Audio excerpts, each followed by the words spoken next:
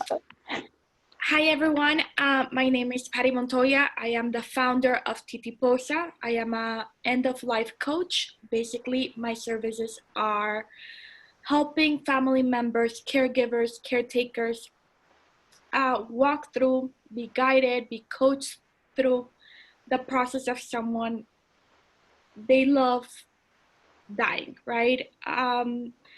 You might start working with me the moment you know someone has a terminal ill disease and you want someone to kind of help you with everything that surrounds this moment in your life. I'm here to support you, the caregiver, the caretaker, go through this process. So I have invited Andy here, Andy Kirk.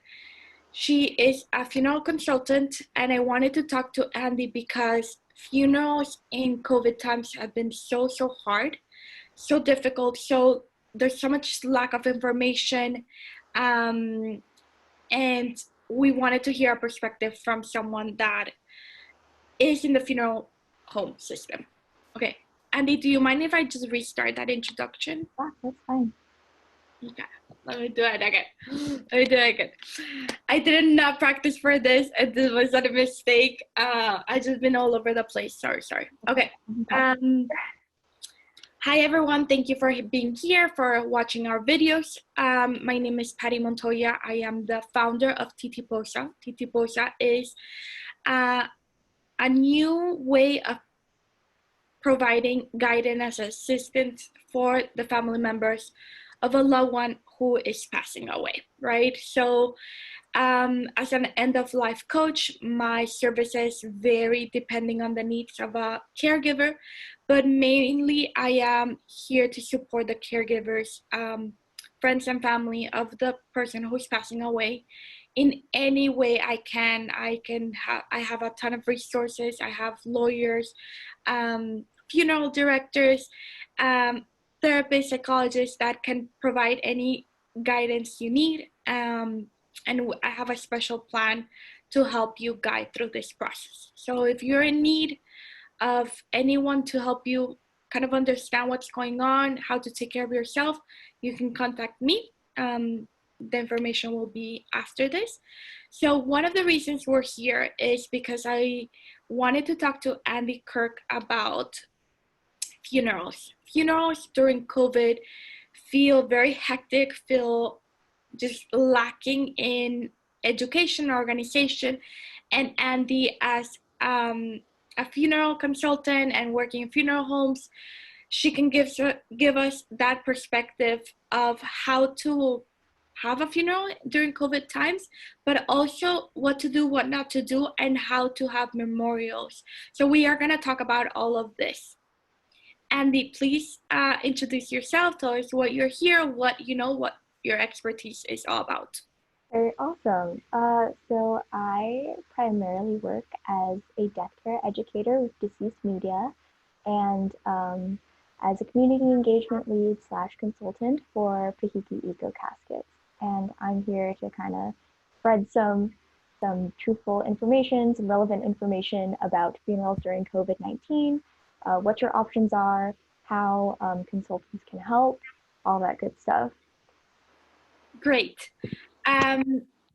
So tell us about what do funerals look like now with COVID, and how have they changed because of COVID? What can we expect to have changed? How have they changed, and how to manage all of those changes? For sure, and it can definitely be stressful. I Yeah. know, like we see a lot of shocking headlines, like in New York, like we're now having to store the deceased in like large trucks, that sort of thing, because there's just so many deaths occurring. And so I think the main thing with funerals nowadays is that to abide by quarantine or social distancing laws, we have to either not have funerals in some states, or we only have immediate family at funerals and then standing 6 feet apart, that sort of thing. So funerals definitely have gotten smaller. Uh, it can be a little bit more difficult for families because they can't spend as much close, intimate time with the deceased as they normally would when we're not in a pandemic. But I think the main thing of how they've changed is we're now taking funerals more to the home, we're doing it more DIY, and we're doing it more with close-knit immediate family members. How do the permissions to have it at home have changed? Have they become easier to have it at home? Has this been a thing? Are the funeral homes helping you, or who's helping us kind of figure all this process out? So you can definitely ask funeral homes because that's the main thing. Home funerals, I feel like in a lot of cases, a lot of people don't know about them or they're a little bit unknown, that sort of thing. But you can definitely ask a funeral home to assist you with a home funeral. If you'd like to go full out for a home funeral and have the deceased there, I think you would need some extra permits, that sort of thing, just to make sure everything's good, if especially if the deceased died of COVID-19. But otherwise, it is perfectly legal to have home funerals with the deceased there. And more importantly, you don't have to now have funeral services at a funeral home. So home funerals can also consist of just memorial services where you say hymns, prayers, that sort of thing. And you can do it with immediate family or you can do it with friends and family across the globe thanks to technologies like Zoom and Skype. Okay, so before we enter into memorials, tell me a little bit about, I am in the situation that my dad has COVID. He passed away at home. What can I do? You know, I'm freaking out. Funeral homes are not answering. Who should I call? I think one of the best options would probably be calling a funeral consultant in your area or even a grief counselor, just because the death can be very traumatic and it's important that you have somebody outside immediate family to help assist you in that way. So I think first step is to call a funeral home. If nobody's answering, the hospital will usually take care and like have somebody be put in a morgue or in some other alternative storage. And so at that point, you can then decide, well, what do I want to do with the deceased after? Should they be cremated? Should they be buried? And you really take that time to pre-plan, because I think during the pandemic, everything is very stagnant. Everything is kind of like you're waiting for something to happen. And so I think by taking initiative and planning to the best of your ability and just waiting for any new information, so when a funeral home finally does have an opening, you will already know like what kind of casket, like whether they're going to be buried or cremated, where the gravesite will be, all that stuff. Perfect. So you as a funeral consultant could help us check out funeral homes, you know, the caskets. So when my mother passed away, I was figuring out the casket situation. Mm-hmm. And she had just passed away. I was just so overwhelmed. For most people when they experience death is they don't want to think about it. It's too overwhelming. They're like pressured to make decisions like minute by minute and they don't know what's going on. And so that's when I step in. So at Pihiki Eco Caskets, we have the ability to help consult from before the arrangement, which is when you start planning for the funeral with the funeral home. And so we really try to work in tandem with the funeral home. So we try to work together with them to try to create the best possibility. So that may look like you call Pihiki Eco Caskets and I will look up all the different funeral homes by zip code for you. And then we'll choose that one. And then I may be present on the phone during your arrangement conference. And it can actually continue all the way until after the funeral in that case. And then I can recommend like therapists, grief programs, all that stuff. Perfect. So we would be able to work together as a family member and as a end of life coach and a funeral director. We could come like get all this process together. Perfect. So sorry, and then I was going to mention too, one of the best things about having end of life coaches as well as consultants is we do provide alternative options. According to the FTC funeral rule, we'll be able to coach you if a funeral home is overcharging illegally for funerals, or if they're trying to pressure a product on you that could be cheaper or something more to your liking somewhere else. Okay, so talk to us a little bit about the cost. You mentioned that Mm-hmm. they should not be charging more because of COVID. Our options in terms of cheap but good. Like what should we be looking for when we're looking for a casket? So the good thing about funerals is it's completely customizable. So if you want to spend a lot of money, that's perfect. I do believe the average funeral costs between $7,000 to $1,200, and so What does that include? pardon. What does that 7,000 to? So the 7,000 would usually be for burial. It would be just a wooden box. So that's what we do at Behiki Eco Caskets. We create like handcrafted caskets, very plain. Or at funeral homes, they do offer an alternative container. So what that means is it's either a cardboard or like a unlined wooden box, and you can be buried in that. And it's usually much cheaper than metal or plastic caskets.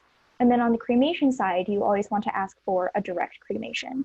And so that would be like no bells or whistles, you get put in the crematory, and then that's it. And then in addition, if you do feel a need to have service or viewing, you can do that at home.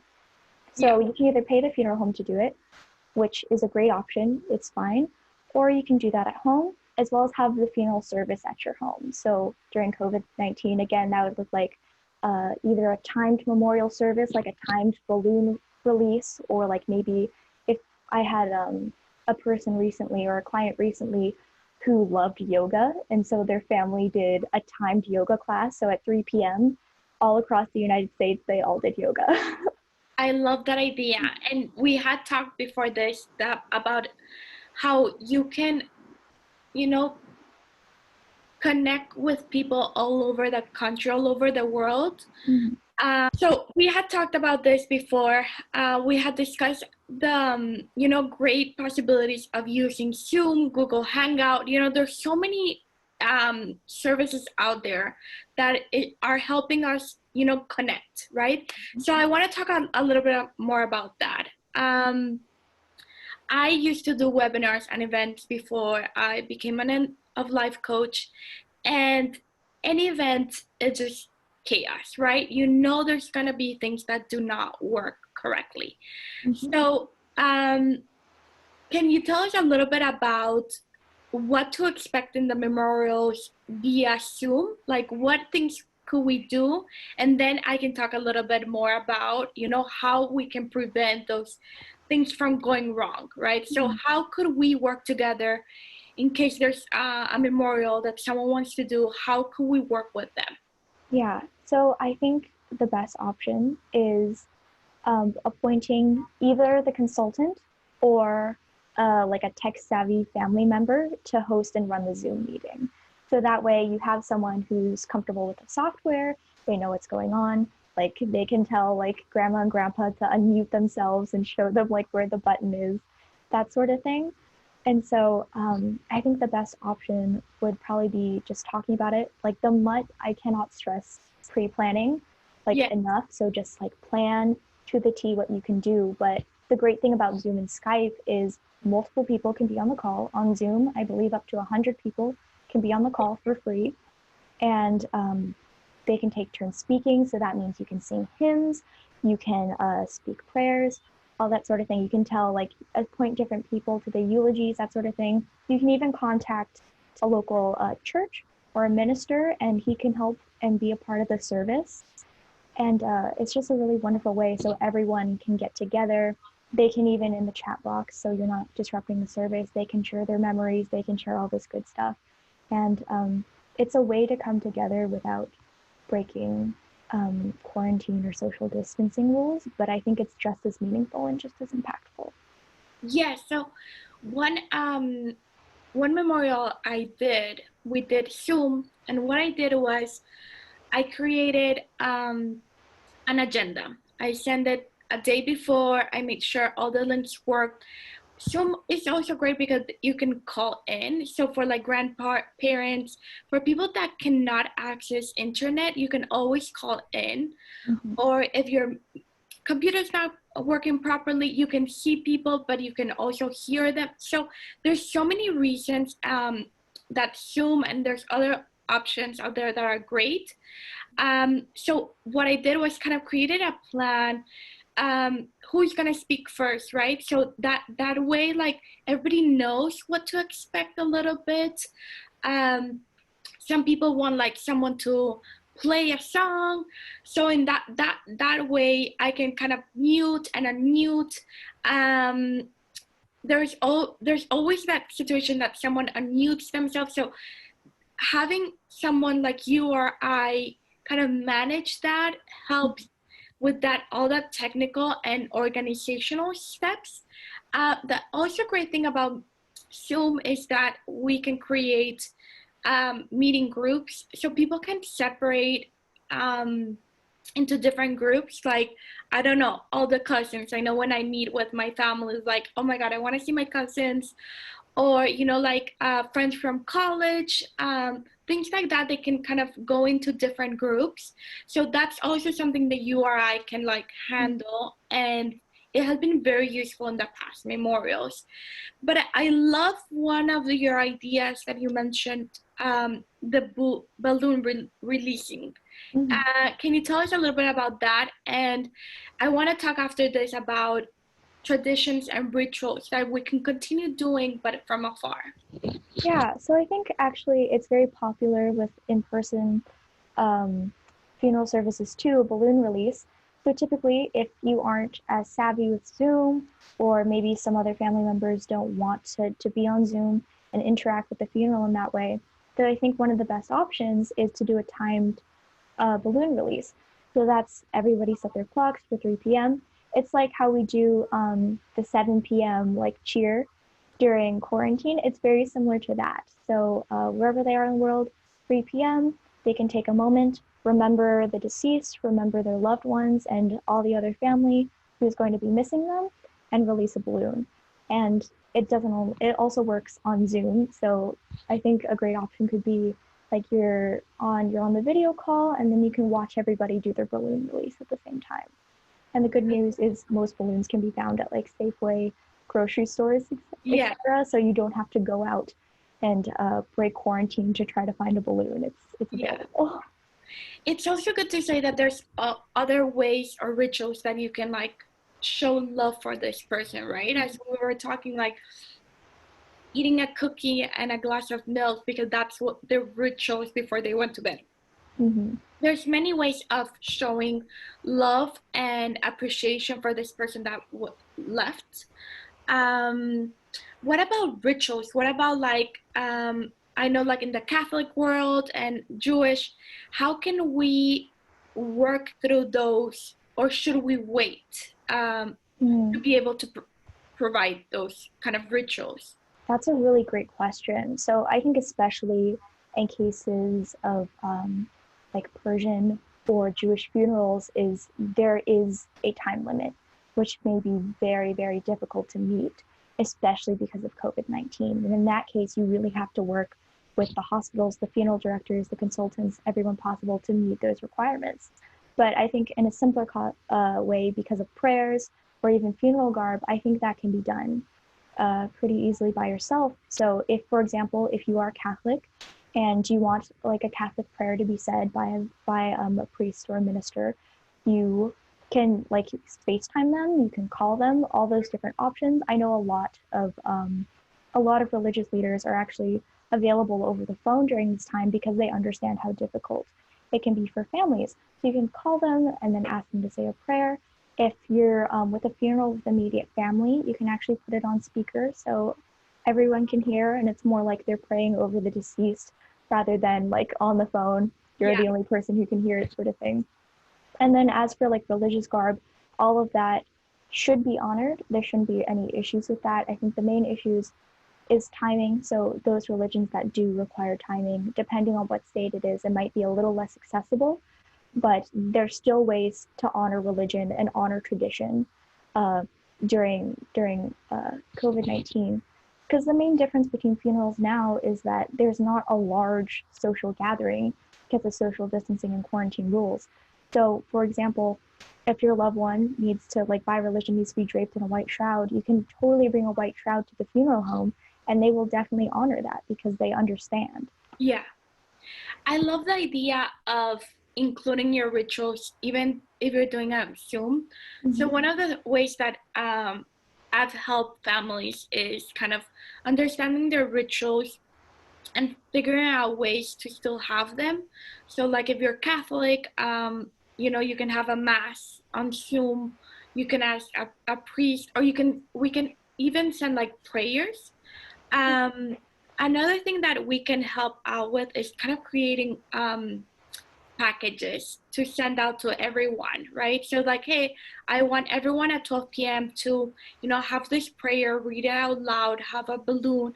Like those are things that we can help to make the best out of it. So I think it's important for everyone to understand that the changes are very difficult because we do want to be supported at that time, but there's also other ways that you can share the love. And it's important to ask either, like your consultant, your like funeral planner, your coach, your grief consultant, like there's so many other people that can help you and guide you through this process. And we have so many ideas out there because we've done it before, because we've adapted things that we did before and now we have to do it differently. We have to adapt very quickly, so we're happy to adapt for you. We're happy to look for different ways to show your love. So for example, when my brother passed away, we invited everyone to our farm, and we all wore white, and we walked up this huge mountain, a very sunny, very hot day, and we just spread the ashes there. Like the mountain, just the view is incredible. That's And beautiful. I think, thank you. And I think what we can do today is kind of, we can all wear white and we can all go around the table and be like, hey, what is it that you missed the most, or what was the most special? And we can keep the ashes for like that moment, or even, like my dad can go and spread the ashes and he like video conference us in. Like there's other ways we can do it, and I think it's important to talk about the ways, to talk through ideas, so you don't feel like you cannot do anything, like that everything is failed, like all your rituals have like gone. And I think it's important to talk through with someone else that can give you another perspective. And we're here to find ways. We're here to find ways out of the situation. So I think it's important to kind of address those, so people can ask for those type of helps. Yeah, and similarly, when my grandma passed away last year, we did a service because she loved Pepsi. We had everybody drink a Pepsi during the service. And she donated her body to science, and so the body wasn't physically there. And if we wanted to translate that to funerals nowadays, it's still completely doable. The body doesn't necessarily have to be there for the memorial or for remembering the person who passed away, and you can still find little things that they liked and like little ways to honor them, whether it's sharing stories, drinking Pepsi, like all that good stuff. Yeah, it's interesting because you had mentioned that like one of the changes that we have right now with funerals and bodies at funerals is that we shouldn't be touching them, we shouldn't be kissing them. When my mom passed away, my cousins wanted to like see the body. And I just don't understand that idea, but for them it was like, I need to see the body, I need to know that they're dead, right? That it just like, I just need to. How can we help those type of people find a different way of closure? Yeah, and that's really important too, because I feel like a lot of people, they may think, oh, it's not final until I see the body. Like I can't process it until I see the body, which it's completely okay to see it during COVID-19. You just have to talk to your funeral home and you need to plan with them. So private viewings, I think, are probably one of the most popular funeral options nowadays, actually. So being able to see them, because of COVID-19, I think most funeral homes will encourage, like, don't kiss the body. You can hold hands, but it's not recommended, that sort of thing, just because of the spread of germs and because of how long it lasts on surfaces. So if you are going to interact with the deceased that way, just wash your hands, like use hand sanitizer, all that good stuff right after, just because of the way COVID-19 spreads. So it's still very possible, just as home funerals are still very possible. It's just about being clean and sanitizing everything, and also being aware of the situation that we're in right now and how to respect the deceased, but also take care of yourself so you're not spreading the virus. So again, it's kind of asking, right? What do you need? And looking for those kind of ways around it. Yeah. But there is a way, right? That's kind of what I'm hearing. Yeah, and that's part of jobs with like funeral consultants, and I think even like coaches like you are, is you can say, I want to be able to see the deceased, I want them cremated in the cheapest way possible, and she loves peonies. And so then I will take that and I will go, okay, we're talking to the funeral homes, which funeral homes will allow us to see the deceased, how personal can we get with them, like can we touch them, can we be involved with the dressing or like brushing their hair or doing their makeup, how far involved can we be with that? Oh, she likes peonies, well, let's send peony seeds to all the immediate family members and all the friends who would have been attending, that sort of thing. I love it. I love it. So just to end this, how can you assist? I mean, we've talked about so many different ways that you can definitely assist